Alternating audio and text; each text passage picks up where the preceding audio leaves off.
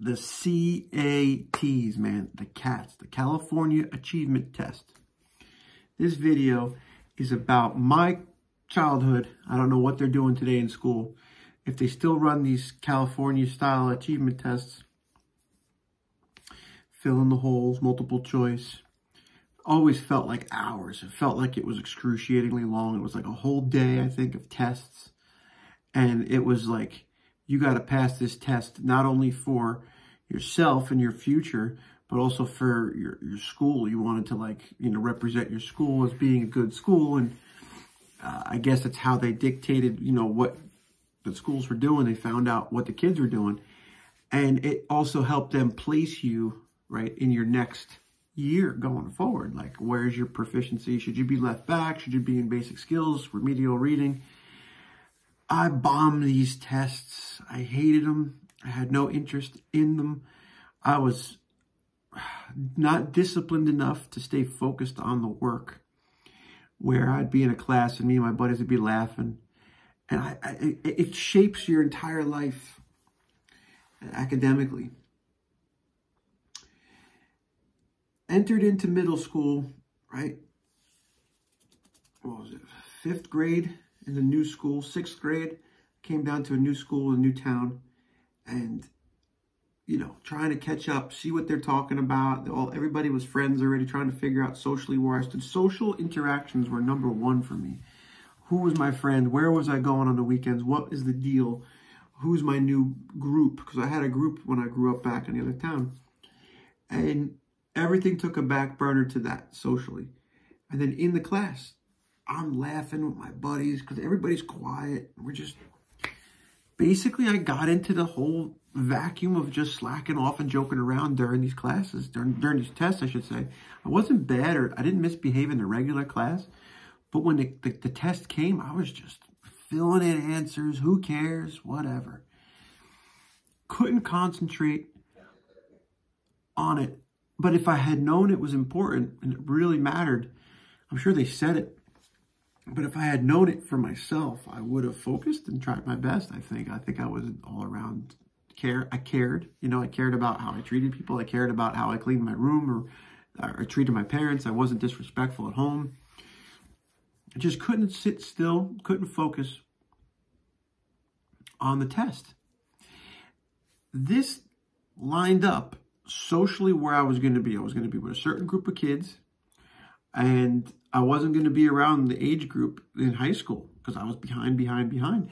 So a lot of times we were in a different wing. They called the C wing, the A, B. I don't know how many wings there were in the high school. It was one high school at the time.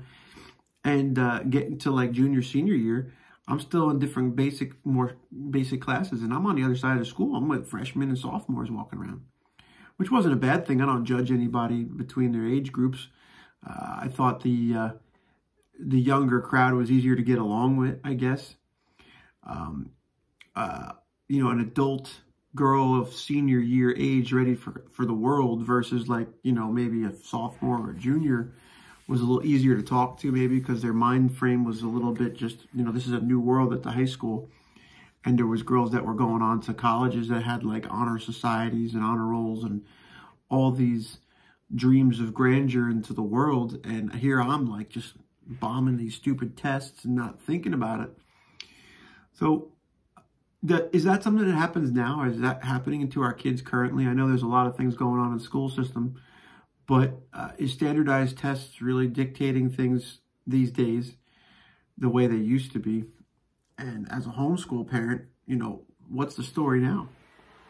Does the kids get a, not a free pass, but do they have to approach it differently? Like, you have to learn the material, but are you going to learn it and enjoy it, and then it's in your head and then you're good? Or did the test serve a purpose? I've always been a big proponent of testing kids to see what they know, especially now as an adult. Like, I think you should pass an English exam, a math exam, a science exam, but I don't think it should matter how they're going to treat you later. I think it should be things to work on for the next week. Okay, well, we took a test and you don't understand the water cycle, precipitation. You don't understand basic biology, you know, about cellular level. When, you know, when you're getting older, you start to learn about cells. Okay, you got the mitochondria wrong, or you figure out the plant cell and the, you know, chloroplast, whatever. Like, working through this stuff as a father and as a teacher, you know, can they absorb things differently now that's being delivered differently to them? And the standardized test methods. I never took an SAT. They said you're exempt from the SATs. I'm like, great. All right, whatever. That pretty much meant that I wasn't going to college. And then, guess what? Ocean County College. Can I come to school? I want to go to college. Well, they said, oh, all right. Well, what's your SAT score? I didn't take them. I was exempt. Well, we're going to put you in remedial reading or remedial English or basic algebra that I should have learned in high school. 6 different. I took the class and I remember seeing it on the board and I could do it along with the teacher. Oh, yeah, okay, cool. Move this over here and it's great. But after that, gone.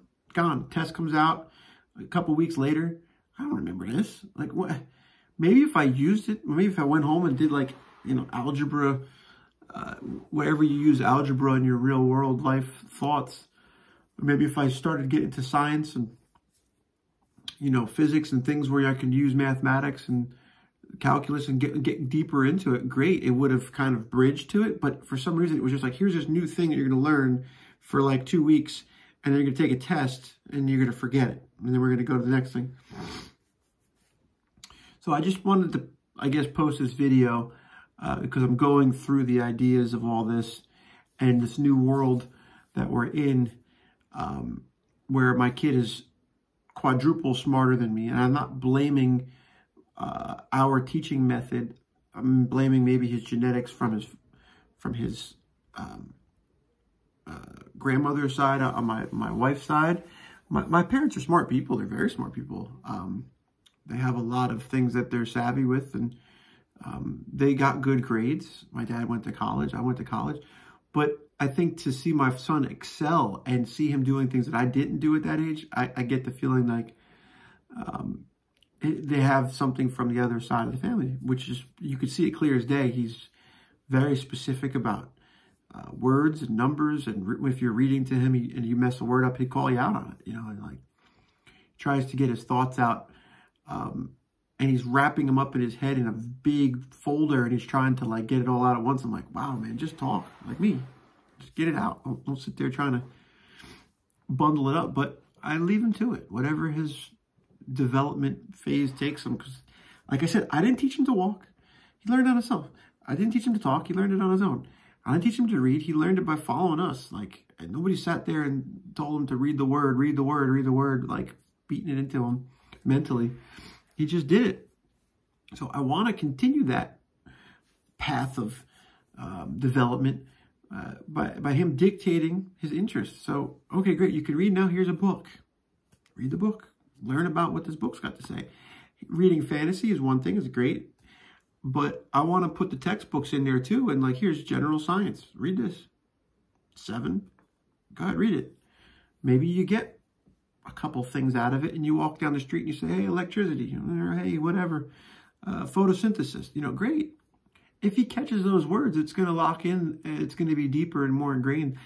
He said today, he goes, the show I was watching, talking about the water cycle.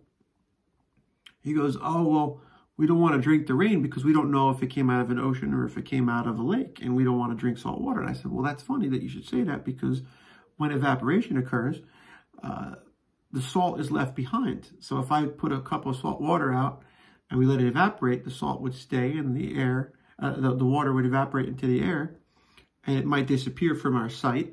It might go up and be with the cloud or whatever. It might condensate on something else. But I'm explaining it, and he's like right there with me, and that's great. Is this a form of teaching that would have helped me instead of the chalkboard and the yelling and the getting distracted by a student or a girl that I was interested in? Like, you know, like, what is she thinking? You know, I'm like over here ignoring the teacher and worrying about some girl that's way over there on the other side of the classroom and has no consideration for my haircut or what my deal is. And I'm thinking about her. I'm like, you're in school to learn, but maybe we're learning more social interactions at that age than really putting it together for the books. I don't know. CATs, SATs, 1, 2, 3s. What did you guys do? Did you guys take the tests? Did you like them? Did you hate them? Did you feel like you're a good test taker, and did that make you a better student for college? I see these lifelong people that I graduated or know from other families and, you know, different groups of friends, and they spent their whole life going to school, you know, 30-something years old, traveling the world, and a doctorate in some history or science or math or wherever you could be a doctorate in. I mean, man, that's a lot of years going to school into your 30s, right? And maybe the paycheck at the end of that rainbow is worth all that time and effort, but wow, that's a lot of book reports and papers and, you know, taking over classrooms. When you get later on, you can, you know, teach a class at a college. You know, it's a whole world. I've been working with these. That's it. Keep doing it. Let me know what you think. Keep working out, too, if you guys are working out along with me. I'm doing really good. I'm up to 60 push-ups in 60 minutes. No, 60 seconds. Again, with the math. I've put on muscle mass. Blood pressure's down. Hydration levels up. Energy levels up. Still sore. The cold showers in the back area hasn't really helped that much for the lower back.